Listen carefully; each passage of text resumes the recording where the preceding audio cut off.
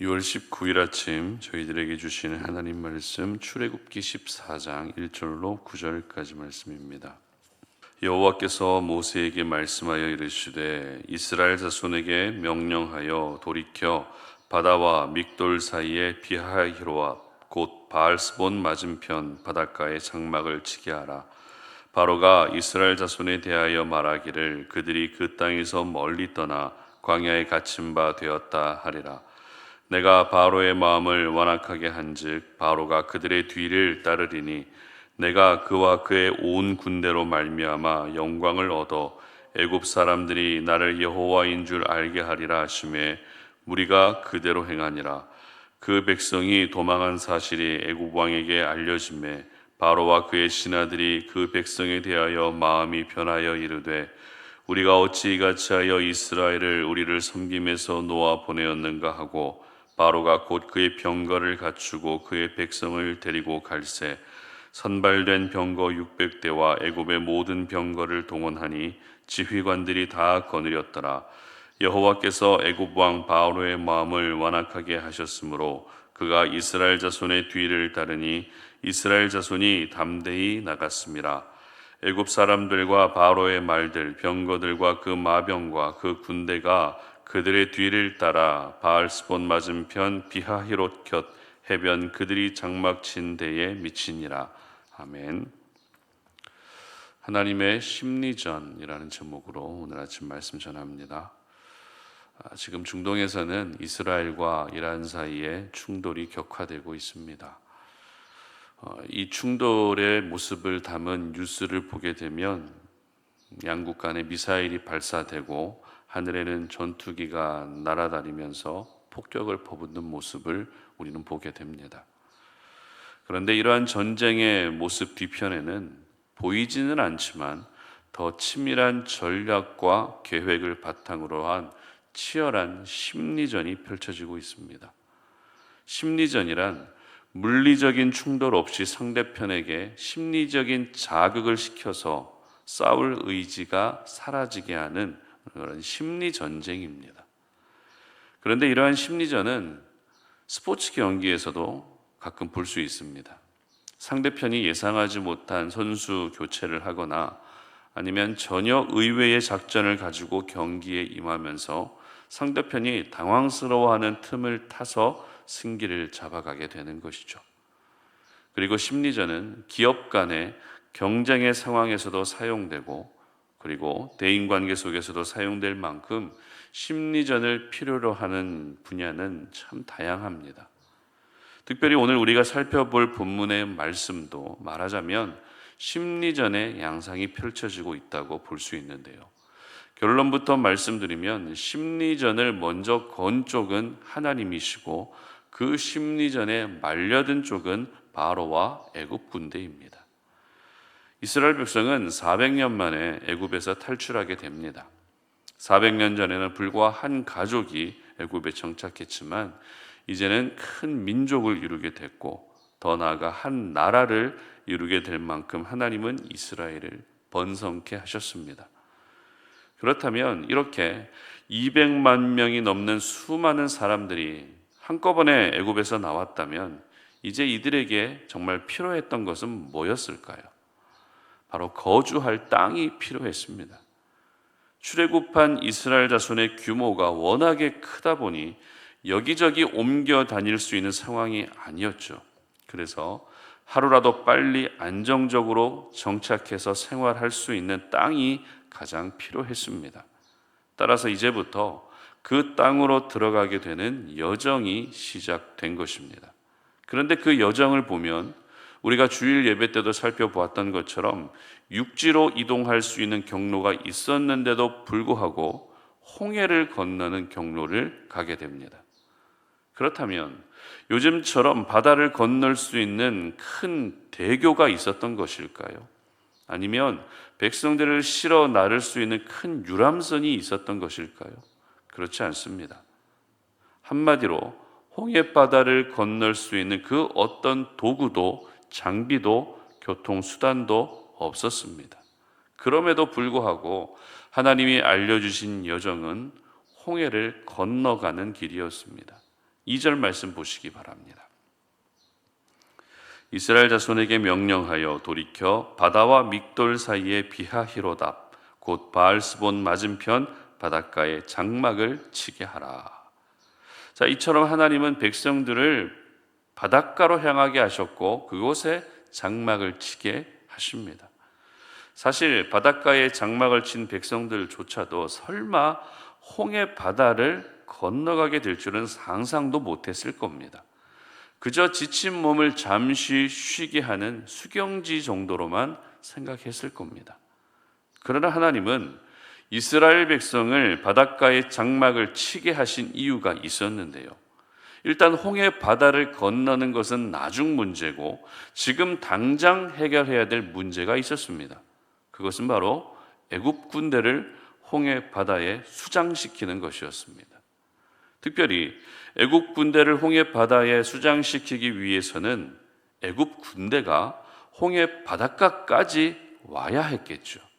그들이 홍해까지 오지 않고서는 애굽에 남아있는 이상 절대 홍해 바다에 몰아넣을 수가 없었다는 말입니다.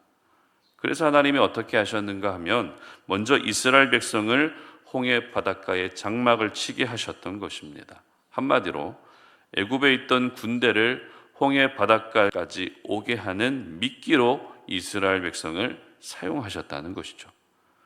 물론 이스라엘 백성들 입장에서는 더 이상 앞으로 나아가지 못하는 그런 상황이 돼버렸지만 애굽 군대의 입장에서는 지금 진퇴양난의 상황이 돼버린 이스라엘은 가장 잡아먹기 쉬운 먹잇감으로 보일 수밖에 없었다는 것입니다. 그래서 오늘 본문 6절과 7절을 보게 되면 이렇게 기록합니다.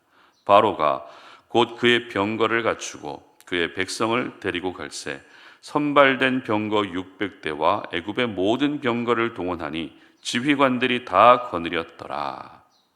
병거를 갖추고 따라가기 시작하는데 애굽의 모든 병거가 동원될 정도로 전군이 추격하기 시작했다는 것입니다. 이처럼 바로와 애굽 군대는 하나님의 심리전에 말려들었던 것입니다. 홍해 바다 앞에 장막을 치게 해서 더 이상 도망갈 곳도 없는 것처럼 보이게 함으로써 애굽 군대가 추격하게 하는 하나님의 심리전이 성공을 거두게 됐던 것입니다. 그런데 하나님의 심리전은 여기서 끝나지 않습니다. 8절 말씀 보시기 바랍니다. 여호와께서 애굽 왕 바로의 마음을 완악하게 하셨으므로 그가 이스라엘 자손의 뒤를 따르니 이스라엘 자손이 담대히 나아갔습니다. 아멘. 자, 이 말씀은 애굽 군대에게 추격당하고 있을 때 이스라엘 백성들이 담대하게 나아갔다라고 기록하고 있는 말씀이죠. 특별히 여기서 담대하다는 단어를 다른 번역에서는 어떻게 번역하고 있는가 하면 손을 높이 들고 행진했다 이렇게 번역하고 있습니다. 그렇다면 손을 높이 들고 행진했다는 말의 의미가 어떤 의미일까요? 이 부분에 대해서 여러 주석가들의 주석에 의하면 모두 세 가지 의미가 있다고 합니다. 첫 번째 의미는 하나님의 힘과 능력을 찬양하며 나아갔다는 뜻입니다. 그리고 두 번째는 하나님의 백성으로서 상대방에게 그 힘과 능력을 과시하며 나아갔다는 뜻입니다. 그리고 세 번째는 상대방을 무시하고 모욕하며 나아갔다는 뜻입니다.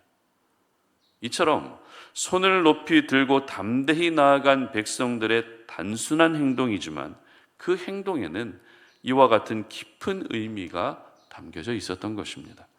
그렇다면 이런 의미로 손을 높이 들고 담대히 나아가는 백성들을 보며 애굽 군대는 어떤 생각을 했을까요?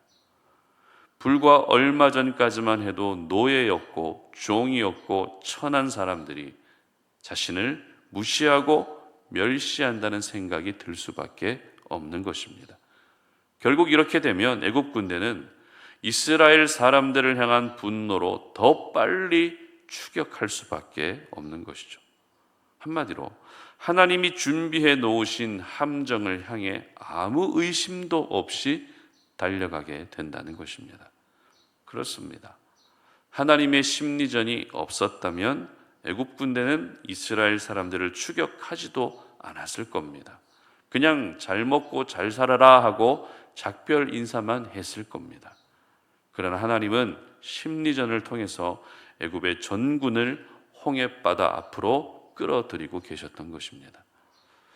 하나님이 이스라엘 백성을 굳이 홍해바다를 건너게 하신 이유에 대해서 사도 바울은 세례를 받게 함이었다라고 기록합니다. 맞습니다. 이것이 홍해바다를 건너게 하신 궁극적인 이유입니다. 그러나 그 이유와 함께 하나님은 이스라엘 백성이 구원받은 백성으로서 새롭게 태어난 그 현장에서 애굽 군대를 하나도 빠짐없이 수장시키심으로써 하나님을 대적하는 세력들을 사라지게 하셨던 것이죠. 결국 구원받은 사람들은 죄와 사망과 세상과 어둠을 상징하는 애굽 군대가 모두 홍해바다에 수장된 것처럼 모든 죄와 세상의 습관들을 깊은 바닷속으로 던져 넣을 수 있어야 되는 것입니다. 하나님은 과거 애굽 군대와 심리전을 펼치셨던 것처럼 오늘을 살아가는 저희들에게도 심리전을 걸어오십니다.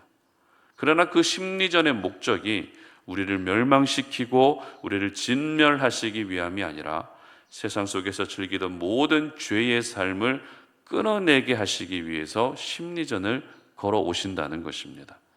그러므로 애굽 군대처럼 곧 있으면 홍해바다에 빠져서 죽는 것도 모른 채 죽음을 향해 맹렬하게 달려가지 마시고 나의 죄와 세상의 기준과 세상의 습관을 홍해바다에 던져넣기 위해 맹렬하게 달려갈 수 있었으면 좋겠습니다. 아무리 심리전에 능한 사람이라 할지라도 심리전으로 하나님을 이길 수는 없습니다. 그렇기 때문에 하나님을 이기려는 것만큼 어리석은 것은 없습니다. 바라기는 오늘도 내 삶 가운데 일어나는 여러 가지 일들이 나로 하여금 더욱더 거룩하고 성결해지게 하기 위한 하나님의 심리전이라는 것을 기억하시면서 그 심리전에 여러분 모두가 항복할 수 있었으면 좋겠습니다. 그래서 죄를 끊어내지 못해서 홍해바다에 수장된 애굽 군대가 아니라 홍해바다에서 세례를 받고 새롭게 구원받은 이스라엘 백성이 바로 저와 여러분의 모습이 될 수 있기를 주님의 이름으로 축복합니다. 함께 기도하겠습니다. 하나님 감사합니다. 오늘도 우리가 주님의 거룩한 말씀을 통해서 하나님께서는 오늘도 우리가 거룩하고 성결해질 수 있도록 여러 가지 상황들을 만들어 가시고 심지어 심리전까지 하신다는 것을 깨닫습니다. 그렇습니다. 우리가 오늘도 이 땅을 살아가면서 그냥 잘 사는 것이 목적이 아니라 더욱더 거룩하고 성결해지는 것이 우리의 인생의 참된 목적이라는 것을 기억하며 오늘 하루 하나님의 심리전을 통해서 내가 가지고 있었던, 내가 습관적으로 범하고 있었던 모든 죄와 세상의 기준들을 홍해바다에 모두 던져 넣을 수 있는 저희들 되게 하여 주시옵소서. 그래서 하나님의 거룩한 은혜로 구원받은 그런 하나님의 친백성으로 오늘 하루 살아가게 하여 주시옵소서. 감사드리며 예수님의 이름으로 기도드립니다. 아멘.